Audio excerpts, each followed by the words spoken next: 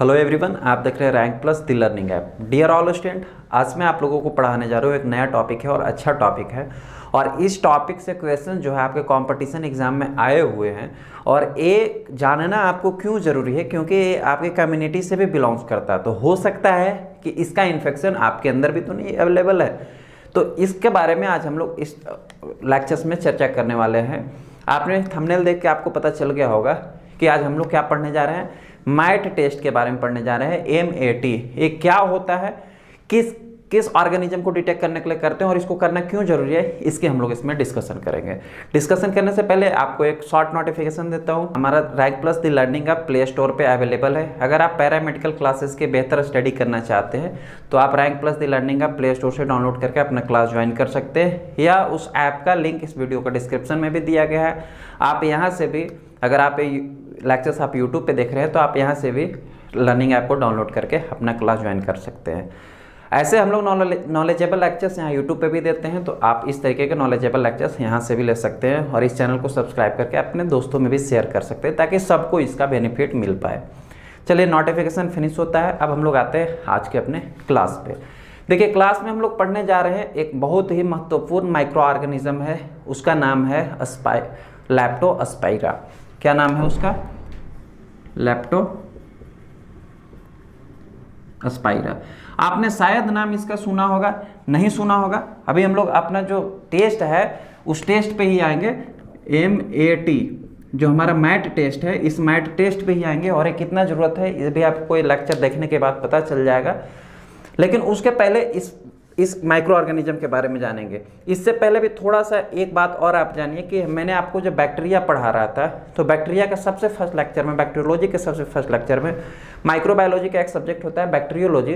Bacteriology के सबसे first lecture मैंने आपको पढ़ाया था एप्लीकेशन पे कि उसकी जो मॉर्फोलॉजी होती है बैक्टीरिया की, classification and morphology of general bacteria, जिसमें आपने बहुत सारे बैक्टीरिया के बारे में जाना था कि बैक्टीरिया जैसे बैसिलस बैक्टीरिया होता है, कोकस बैसिलाई बैक्टीरिया होता है, कोकाई बैक्टीरिया होता है, अस्पाइरलम बैक्टीरिया होता है, विब्रियो बैक्टीरिया होता है, स्पाइरोचिट बैक्टीरिया होता है। एक मैंने आपको नाम पढ़ाया था और बताया था कि एक बैक्टीरिया का फॉर्म होता है जिसको हम लोग बोलते हैं स्पाइरोचिट बैक्टीरिया।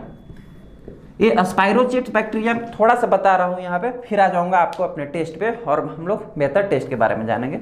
स्पाइरोचिट बैक्टीरिया इसलिए बता रहा हूँ थोड़ा सा पीछे जाके, क्योंकि आपके कंपटीशन एग्जाम में काम आएगा। क्वेश्चन यहीं से पूछे गए, पूछा गया क्वेश्चन से, इसलिए आपको एक्सप्लेन कर रहा हूँ और बता भी रहा हूँ। स्पाइरोचिट बैक्टीरिया वो होते, नाम से पता चल रहा है स्पाइरल। स्पाइरल का मतलब क्या होता है? लहरदार। इस तरीके से जो लहर उठते हैं ना समुद्र में, पानी में जो इस तरीके से वेव उठते हैं, वेव आप समझ सकते हैं। तो जो स्पाइरोचिट बैक्टीरिया होते हैं वो इसी प्रकार की शेप में पाए जाते हैं। स्पाइरोचिट बैक्टीरिया, जनरल जो भी बैक्टीरिया कोई भी अगर है तो बैक्टीरिया दो प्रकार के होते हैं, एक मोटाइल होता है, एक नॉन मोटाइल होता है। मोटाइल का मतलब है कि वो बैक्टीरिया जो मूवमेंट कर सकता है, नॉन मोटाइल का मतलब है कि वो सेल्फ मूवमेंट नहीं कर सकता है। कोई हवा से मूव हो गया, कोई पानी से मूव हो गया, कोई अनदर फैक्टर से मूव हो गया तो अलग डिफरेंट बात है, लेकिन अगर वो सेल्फ से मूवमेंट नहीं करेगा तो इस प्रकार के बैक्टीरिया को हम लोग बोलते हैं नॉन मोटाइल बैक्टीरिया। जनरली जो बैक्टीरिया मोटाइल होते हैं वो एक लोकोमोशन का पार्ट होता है, उसी के कारण मोटाइल होते हैं बैक्टीरिया, और उस ऑर्गेनेल को बोलते हैं, उस लोकोमोशन पार्ट को बोलते हैं फ्लैजिला बोला जाता है। क्या बोला जाता है सर? फ्लैजिला बोला जाता है, क्योंकि बैक्टीरिया में फ्लैजिला पाए जाते हैं इसलिए वो मोटाइल होता है। कहने का मतलब है कि जिस बैक्टीरिया में फ्लैजिला पाया जाएगा वो बैक्टीरिया मोटाइल होगा, और जिस बैक्टीरिया में फ्लैजिला नहीं पाया जाएगा वो बैक्टीरिया नॉन मोटाइल होगा, यानी कि वो मूवमेंट नहीं करेगा। लेकिन यहाँ पे एक्सेप्शन क्या होता है सर, कि जो ये स्पाइरोचिट बैक्टीरिया होता है इसमें कोई फ्लैजिला नहीं पाया जाता है और फिर भी ये मोटाइल होता है। फिर से ध्यान से सुनिए, क्वेश्चन ऐसा भी पूछा जाता है कि कौन सा ऐसा बैक्टीरिया जिसमें फ्लैजिला नहीं पाया जाता है फिर भी वो मोटाइल है, तो आप करेक्ट करेंगे स्पाइरोचिट बैक्टीरिया। स्पाइरोचिट बैक्टीरिया का शेप ही होता है स्पाइरलम की तरह, इस तरीके से लहरदार वेव की तरह, जो कि पानी के वेव की तरह चलते रहता है। तो स्पाइरोचिट बैक्टीरिया वो बैक्टीरिया जिनमें फ्लैजिला नहीं पाया जाता है फिर भी वो मोटाइल है। और उसी स्पाइरोचिट बैक्टीरिया का एक पार्ट होता है लेप्टोस्पाइरा। कौन सा पार्ट होता है? लेप्टोस्पाइरा या लेप्टोस्पाइरस, आपने सुना होगा नाम, लेप्टोस्पाइरस, या आपने ये नाम सुना होगा लेप्टोस्पाइरोसिस। लेप्टोस्पाइरोसिस आज ये जान जाएंगे आप कि ये क्या है और कैसे है।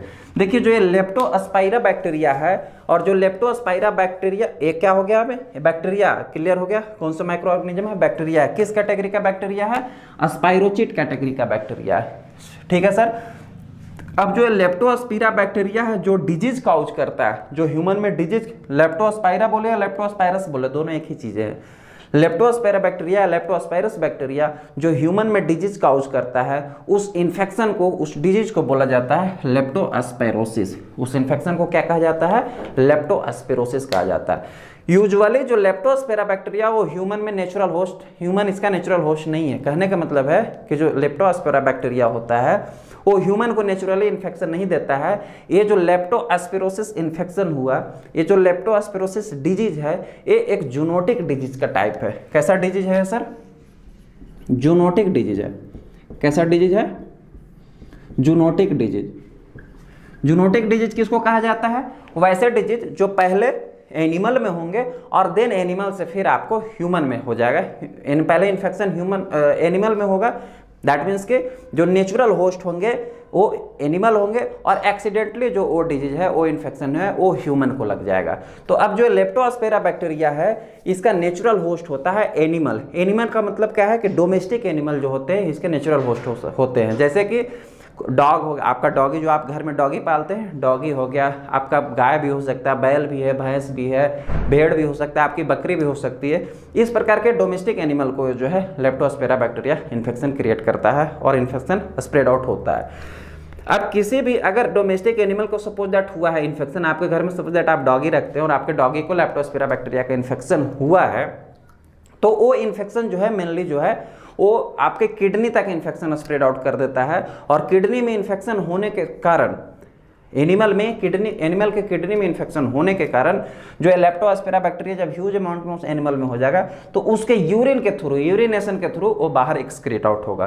कैसे एक्सक्रीट आउट होगा, यूरिनेशन के थ्रू। किसके यूरिनेशन, एनिमल की यूरिनेशन। जो आपने एनिमल पाल रखा है अपने घर में, चाहे आप गाय रखते हो, बैल को हुआ है, भैंस को हुआ है, बकरी को आपकी हुई है, भेड़ को हुई है, आपका डॉगी को हुआ है, आपके खरगोश को हुआ है, जिस एनिमल को भी हुआ होगा, जब भी वो यूरिनेशन करेगा तो वो बैक्टीरिया कौन, लेप्टोस्पाइरा बैक्टीरिया बाहर एक्सक्रीट आउट होगा। और एनिमल तो यूरिनेशन कहीं टॉयलेट में जाके बाथरूम में करते नहीं है, वो तो कहीं पे भी बाहर में कर देते हैं। और यूजुअली जो एनिमल पालते हैं घर में उनको उनके यूरिन को साफ करना होता है, हटाना होता है। ड्यूरिंग द डिसइंफेक्टेंट या ड्यूरिंग द वॉशिंग, आप साफ करने के ड्यूरेशन अगर आपने बिना सूज के आप उसको साफ करने चल गए, जैसे गौशाला होता है जहाँ घोड़े पाले जाते हैं, अस्तबल होता है, जहाँ गाय भैंस पाली जाती है, तो वहाँ पे गौशाले में यूरिनेशन तो ऐसे ही होता है, फ्लोर पे ही। डॉगी पाले हैं तो डॉगी भी कहीं भी यूरिनेशन कर देता है फ्लोर पे ही। तो अब आप उसके डायरेक्ट कांटेक्ट में आ जाते हैं। कई बार मर्तबा देखते हैं कि साफ करने चल गए बिना आप स्लीपर के या शूज के ही चले गए, आपके अगर पैर में कट या एब्रेजेज होगा, या हाथ से अगर आप साफ करें तो आपके हाथ में अगर कहीं पर भी कट लगा हुआ होगा तो उस कट के थ्रू जो उस यूरिन में लेप्टोस्पाइरा बैक्टीरिया प्रेजेंट था वो अब आपके अंदर चला आएगा। देखिए इन्फेक्शन एनिमल में आपके था और वहाँ से वो लेप्टोस्पाइरा के बैक्टीरिया का इन्फेक्शन आपके अंदर आ गया। जैसे ही कट के थ्रू आपके अंदर आएगा वो सीधा आपके ब्लड स्ट्रीम में जाएगा और ब्लड स्ट्रीम में जाके वो अपना मल्टीप्लिकेशन स्टार्ट करेगा। यूजुअली डे 1 से लेकर डे 7 तक, लगभग 1 से लेकर 7 दिन यानी 1 वीक कहा जाता है, कभी कभी 8 दिन भी आप कंसीडर कर सकते हैं।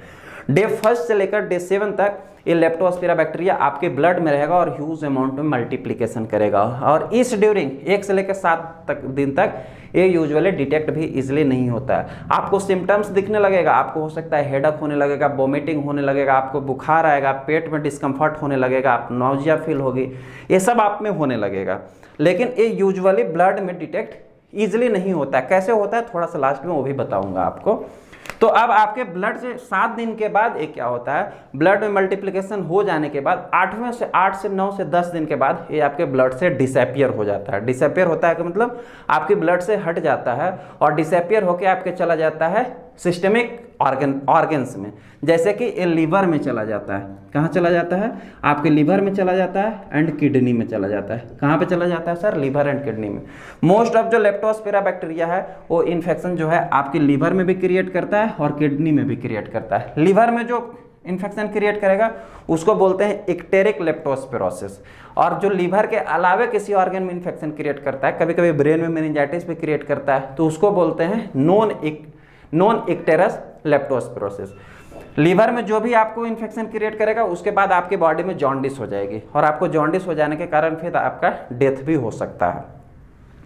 और अगर किडनी में इन्फेक्शन क्रिएट किया है तो आपको फिर से वो यूरिन के थ्रू, आपके यूरिन के थ्रू लेप्टोस्पिरा बैक्टीरिया जो है वो बाहर एक्सक्रीट आउट होने लगेगा। ठीक है, अब यहाँ पे सवाल आता है सर जी कि अगर मुझे ह्यूमन को, सपोज दैट मैं रखता हूँ अपना एनिमल, मैंने इसीलिए आपको थंबनेल में भी देखा होगा आपने कि कहीं आप भी तो इससे इन्फेक्टेड नहीं है, कहीं आपका वो भी तो इसका इन्फेक्शन नहीं है। तो अगर हम लोग प्रायः लोग जो इंडिया में वो डोमेस्टिक एनिमल रखते हैं, तो हमें एक ना एक बार एटलीस्ट साल में एक बार हमें ये टेस्ट करवाना चाहिए, क्योंकि हम लोग डोमेस्टिक एनिमल जो है अपने घर में पालते हैं, अपने घर में रखते हैं। तो अब हमें एक्सीडेंटली कभी भी इन्फेक्शन हो सकता है ना, हो सकता है लेटेंट फेज में होगा, कभी हो जाएगा हमें इन्फेक्शन, ऐसा भी होता है, केस में देखा जाता है।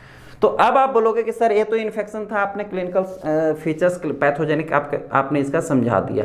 अब अगर इन्फेक्शन हो गया हमें तो इसका डायग्नोसिस कैसे करेंगे, टेस्ट कैसे करवाएंगे, और उसी टेस्ट में इंपॉर्टेंस है इसका मैट टेस्ट का। ठीक है, पहले आप इन्फेक्शन देखिए कहाँ पे आपको हुआ था, ब्लड में आया था, जो कि 1 से 7 दिन तक आपके ब्लड में था। लेकिन मैंने बताया कि ब्लड में इजीली डिटेक्ट नहीं होता है, फिर भी आप फॉर्मल इसको डिटेक्शन के लिए इसको यूज किया जाता है। इसमें होता है क्या है कि आप ब्लड, क्योंकि ब्लड में स्पाइरोचिट बैक्टीरिया प्रेजेंट है, तो ब्लड को हम लोग डायरेक्ट सैंपल लेते हैं, और ब्लड सैंपल का हम लोग डायरेक्ट डार्क माइक्रोस्कोपी करते हैं। क्या करते हैं, ऑर्डिनरी माइक्रोस्कोप से ऑब्जर्व नहीं हो सकता है, क्या करेंगे, डार्क माइक्रोस्कोपी करेंगे। लेकिन डार्क माइक्रोस्कोपी का मतलब है कि जो हमारा बैकग्राउंड होता है वो बिल्कुल ब्लैक दिखने लगता है, और उसमें अगर बैक्टीरिया प्रेजेंट होगा तो इस प्रकार से जो है वो बैक्टीरिया आपको मूवमेंट करता हुआ दिखाई देगा। लेकिन ये ब्लड में तब दिखाई देगा जब ब्लड में ह्यूज अमाउंट में हो गया। अब आपकी बॉडी में ब्लड में कहाँ पे बैक्टीरिया प्रेजेंट है, आपने 2 ml ब्लड ही लिया होगा, उस ब्लड में आया है बैक्टीरिया कि नहीं आया, वहाँ पे आप कंफर्म होना थोड़ा डिफिकल्ट होता है। अब आगे चलते हैं। ये इन्फेक्शन आपके ब्लड से 7 दिन के बाद तो डिसअपियर हो गया, डिसअपियर होके कहाँ पे आ गया, आपके सिस्टमिक ऑर्गन में, या तो लीवर में आ गया या तो किडनी में। जब किडनी के अंदर इन्फेक्शन हुआ होगा, तो जब ह्यूमन या जिससे मुझे या आपको या किसी को भी इन्फेक्शन हुआ होगा, तो हम जैसे सपोज दैट मुझे हुआ है तो मैं यूरिनेशन करूंगा, तो यूरिन के थ्रू जो बैक्टीरिया होगा वो एक्सक्रीट आउट होगा, क्योंकि किडनी में पूरा ह्यूज अमाउंट में इन्फेक्शन हो गया होगा। लीवर में अगर हुआ होगा तो लीवर से आप एस्पिरेट भी निकाल सकते हैं, लीवर का एस्पिरेट निकाल के भी टेस्ट किया जा सकता है। तो अब यहाँ से आपने बैक्टीरिया निकाला, अब यहाँ यूरिन के थ्रू लाइव बैक्टीरिया जा रहा होगा, जीवित बैक्टीरिया, मूवमेंट वाले बैक्टीरिया जा रहा होगा। तो क्या करेंगे, यूरिन को सेंट्रीफ्यूज करेंगे, और सेंट्रीफ्यूज करने के बाद जो सेडिमेंट बचेगा उस सेडिमेंट को हम लोग इस जो लेप्टोस्पिरा बैक्टीरिया, इसके अगेंस्ट एंटीबॉडी का टाइटर बनाएंगे। एंटीबॉडी हम लोग कमर्शियल मार्केट से खरीदा जाता है लेबोरेटरी में, उसका टाइटर बनाया जाता है 1:10 रेशियो का, 1:100 रेशियो का, 1:1000 रेशियो का, 10,000 रेशियो का, इस प्रकार का टाइटर बनाया जाएगा। और जो आपने सैंपल लिया है, इस सैंपल को सभी टाइटर में डाल के मिक्स करके एग्लूटिनेशन करवाया जाएगा, मिक्स किया जाएगा। मिक्स करने के बाद इसको जो है 30 मिनट के लिए, कितना, लगभग आधे घंटे के लिए 30 डिग्री सेल्सियस पे इसको आधे घंटे के लिए इंक्यूबेट किया जाएगा। सेडिमेंट को हमने कई प्रकार के टाइटर, एंटीबॉडी के टाइटर में मिक्स किया, और मिक्स करके आधे घंटे के लिए 30 डिग्री सेल्सियस पे वेट करेंगे। वेट करने के बाद आधे घंटे के बाद उसको फिर से प्रॉपर मिक्स करेंगे, और मिक्स करने के बाद उसको माइक्रोस्कोप में जो है वो हम लोग स्लाइड पे लेके ऑब्जर्व करेंगे। लेकिन कैसा माइक्रोस्कोप में, डार्क फील्ड माइक्रोस्कोप में, ऑर्डिनरी माइक्रोस्कोप में नहीं, डार्क फील्ड माइक्रोस्कोप में सेम वही आपको जो है बैकग्राउंड डार्क होगा और उसमें बैक्टीरिया चमकता हुआ दिखेगा। अगर रिएक्शन हुआ होगा, ध्यान से सुनिए, अब क्या होगा, इस एंटीजन और एंटीबॉडी के साथ अगर रिएक्शन हो गया होगा तो हमें जो माइक्रोस्कोप में वो एग्लूटिनेशन जो है क्लियर दिखेगा, और जो बैक्टीरिया होंगे, जो इस तरीके से मूवमेंट वाला बैक्टीरिया जो होंगे, वो हमें उसका कॉन्ट्रास्ट बिल्कुल एग्लूटिनेशन होने के बाद ह्यूज अमाउंट में दिखेगा। और उसी एग्लूटिनेशन को डिटेक्ट करके फिर हम लोग बताएंगे कि इस पेशेंट को लेप्टोस्पिरा का इन्फेक्शन था या नहीं था। इसी को हम लोग बोलते हैं मैट टेस्ट, यानी माइक्रोस्कोपिक एग्लूटिनेशन टेस्ट। एग्लूटिनेशन करवाए, फिर माइक्रोस्कोप में ऑब्जर्वेशन भी किए।